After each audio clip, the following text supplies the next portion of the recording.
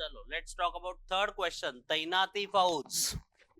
तैनाती फौजेची काय काय कलम होती. खूप सोपा प्रश्न आणलेला आहे. तैनाती फौजेची कलम स्पष्ट करा आणि भारताच्या राजकीय रचनेवर त्याचा काय परिणाम झाला याचं विश्लेषण करा. लोकस, तैनाती फौज, फोकस, फीचर्स म्हणजे वैशिष्ट्य आणि परिणाम. ठीक आहे. चलो स्टार्ट रायटिंग.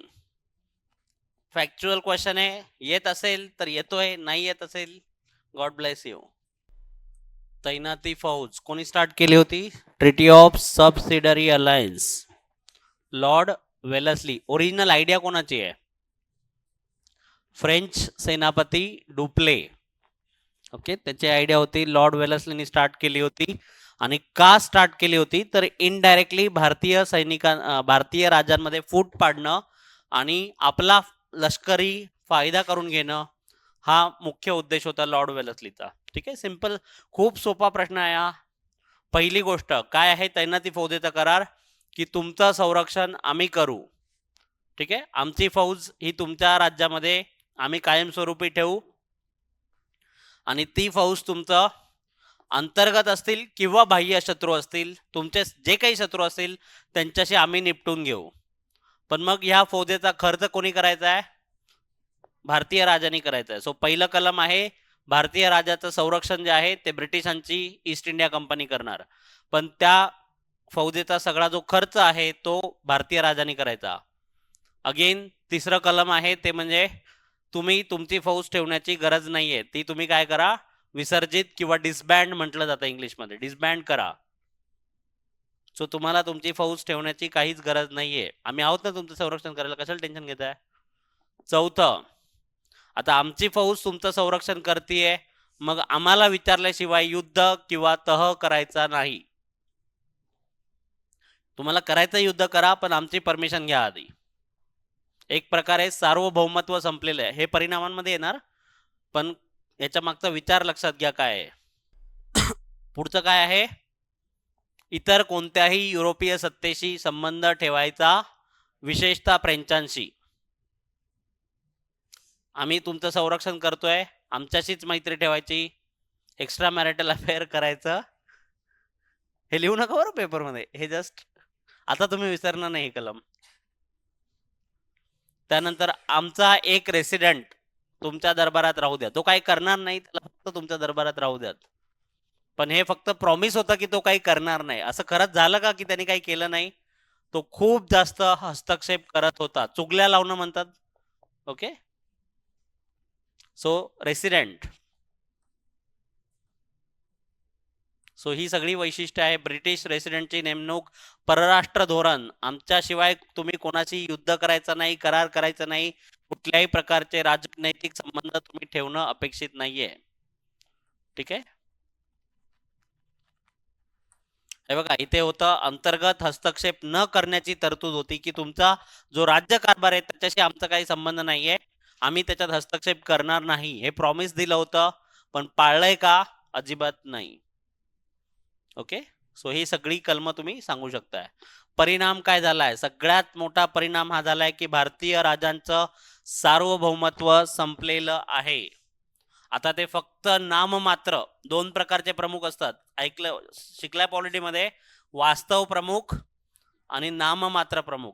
इंग्लिशमध्ये याला रियल हेड आणि नॉमिनल हेड, यालाच लॅटिनमध्ये डी ज्युअर हेड आणि डी फॅक्टो हेड असं म्हटलं जातं.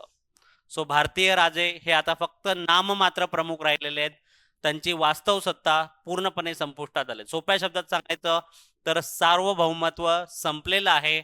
आणि उलट म्हणजे भारतीय राजांना असं वाटलं होतं की ब्रिटिश आपलं संरक्षण करतील, पण तैनाती फौजेचा करार म्हणजे चोराच्या हाती तिजोरीच्या चाव्या देण्यासारखं होतं. हे भारतीय राजांना कळालं, पण खूप उशिरा, तोपर्यंत वेळ निघून गेली होती. सो भारतीय संस्थानांच्या सार्वभौमत्वाचा ऱ्हास झाला. शासकांकडे केवळ नाममात्र सत्ता उरली आणि प्रत्यक्ष सत्ता न लढता, काहीही न मेहनत करता ब्रिटिशांच्या हातात गेली. ठीक आहे, थेट विलिनीकरण करण्याची गरजच नाहीये, कारण की आता इमॅजिन करा की तुमच्या राज्यामध्ये तुमची आर्मी नाहीये, ब्रिटिशांची आर्मी आहे. ते ऐकणार कोणतरी बाळांनो. ओके, सो जेव्हा कधी गरज वाटेल, जरा काही तुम्ही ब्रिटिशांविरुद्ध गडबड करायचा प्रयत्न केला की लगेच ब्रिटिश तीच आर्मी जी तुमच्या संरक्षणासाठी आहे ती पाठवून तुम्हाला अटक करू शकतायत. कळतंय? संस्थानिक लष्करी शक्तीचं दुर्बलीकरण, कारण आता स्वतःचा सैनिकच नाही उरलाय. मग ऑब्व्हियसली तुमची मिलिटरी पॉवर संपली. मग मिलिटरी पॉवर संपली, मग तुम्ही कशाचे राजे झालेले आहात? शोभेचे राजे. लिहून घ्या हा शब्द. भारतीय राजे हे केवळ शोभेचे राजे उरले. तुम्ही जर लगान पिक्चर बघितला असेल तर त्याच्यात एक राजा दाखवलाय बघा. त्याची एवढी पण हिंमत नाहीये की समोर तो कॅप्टन काय नाव त्याचं जे काय असेल ते, तो चुकीचं वागतोय त्याला अडवू सुद्धा शकत नाही हा. ओके, आणखी एक महत्वाचा परिणाम जो इथे लिहायचा राहून गेलाय तो आता सांगतोय की अनेक लष्करी उठाव झाले. या गोष्टीमुळे काय झालंय तर ब्रिटिशांनी जबरदस्ती केली स्थानिक राजांना की तुमची आर्मी विसर्जित करा, आणि त्यामुळे जे विसर्जित केलेलं सैन्य होतं ऑब्व्हियसली ते काय शांत बसणार आहे का? त्यांनी ब्रिटिशांविरुद्ध उठाव केले. याच्यातले दोन उठाव महत्वाचे आहेत. एक आहे पैकांचा उठाव. ओडिसामध्ये जो 1817 मध्ये झाला पाईक रिबेलियन, तुम्हाला ऑलरेडी सांगितलंय.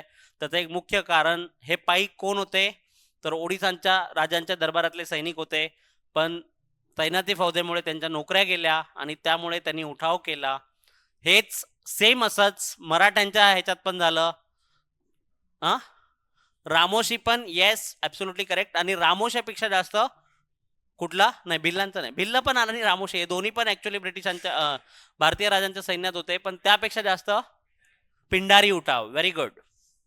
जे तिसरं अँग्लो मराठा युद्ध झालंय ते याच पिंडाऱ्यांच्या इश्यूवरून झालंय. सो पिंडारी जे होते तो मराठ्यांच्या सैन्यामध्ये होते आणि तैनाती फौजेमुळे त्यांना काढून टाकलं. मग नंतर या पिंडाऱ्यांनी लुटमार करायला सुरुवात केली. ओके,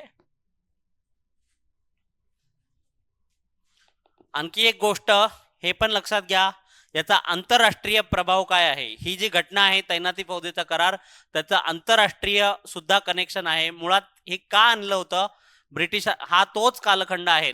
तुम्हाला पहिली गोष्ट ना, मी पहिल्याच सेशन मध्ये सांगितलं होतं माझ्या हिस्ट्रीच्या, जर इतिहास तुम्हाला खूप चांगला कळायचा असेल तर दोन गोष्टी तुम्हाला माहित पाहिजेत, कधी झालं आणि का झालं. ठीक आहे, सो हे कधी चालू झाली आहे, ही जी तैनाती फौजेचा करार आहे तो कधी आणलाय लॉर्ड वेलस्लीनी? 1898, 1798च्या आसपास. हा तोच कालखंड आहे जेव्हा फ्रेंच राज्यक्रांती झाली आहे युरोपमध्ये आणि त्याचा सगळा राडा संपलेला आहे आणि नेपोलियनचा उदय झालेला आहे. सो ब्रिटिशांना कायम ही भीती वाटत होती की जरी याच्या आधी ऑलरेडी त्यांनी फ्रेंचांचा निर्णायक पराभव केला होता, पण नेपोलियनच्या नेतृत्वाखाली फ्रान्स परत एकदा पॉवरफुल होत होता. आणि मग ब्रिटिशांना ही भीती होती की जर इमॅजिन करा नेपोलियन तिकडून आला आणि त्यांनी भारतावर स्वारी केली आणि भारतातले जे मराठे किंवा जे महत्वाच्या सत्ता आहेत, आता हा असा कालखंड अजून सुद्धा टिपू संपलाय का? वीक झालाय, पण टिपू अजून पूर्णपणे संपलेला नाहीये. मग ब्रिटिशांना ही भीती वाटते की जर नेपोलियन, टिपू आणि मराठे एकत्र आले तर आपली धडगत उरणार नाही. तैनाती फौजेच्या करारामागे हे सुद्धा एक कारण आहे, हे लक्षात घ्या. आता हे जर तुम्ही लिहिलं तर अर्धा मार्क एक्स्ट्रा भेटणार, कारण हे बाकीच्या कोणाला माहीतच नाहीये. आंतरराष्ट्रीय संबंध आहे तैनाती फौजेच्या कराराचा. आणि त्याचा परिणाम सुद्धा हा झालेला आहे की फ्रेंचांचं जे काही थोडीफार उरली सुरली आशा होती की भारतात आपण री एंट्री करू शकतो, ती संपुष्टात आली. ओके, सो हे सगळं तुम्ही लिहिणं अपेक्षित आहे, तैनाती फौजेचा करार.